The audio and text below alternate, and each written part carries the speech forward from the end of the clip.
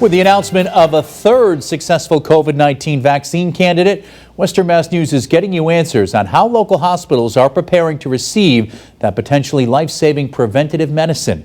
Welcome to Western Mass News at 4 on this Monday, everyone. I'm Chris Pisano. Western Mass News reporter Audrey Russo joins us now live from Springfield with more. Audrey?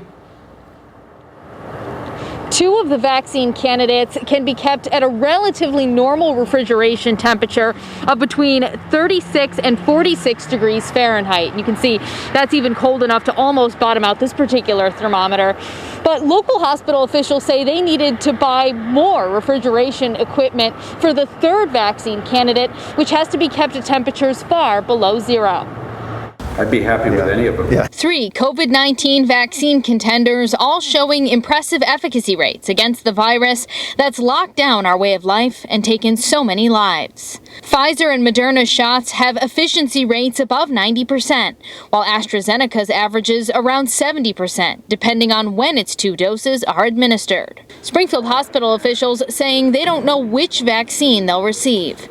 However, the CEO of Bay State Health, Mark Kerouac, says the state's distribution plan limits them from getting multiple types.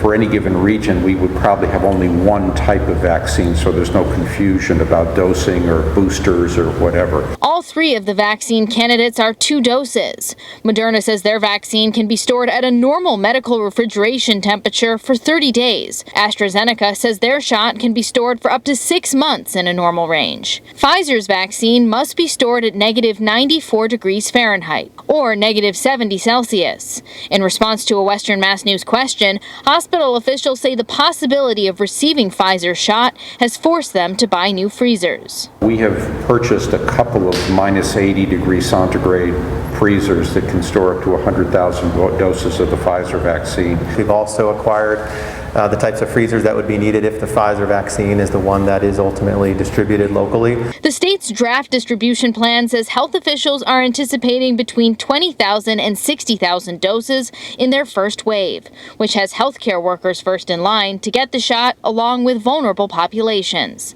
Kerouac says they're still trying to figure out the best way to vaccinate thousands of people. What's the best place? What kind of place? You know, is it drive-through, walk-in, etc.? We're working that out. Now, coming up on Western Mass News at 6, we'll hear from a microbiologist on the importance of getting both doses of whichever vaccine candidate comes to Western Mass first. Reporting live in Springfield, Audrey Russo for Western Mass News.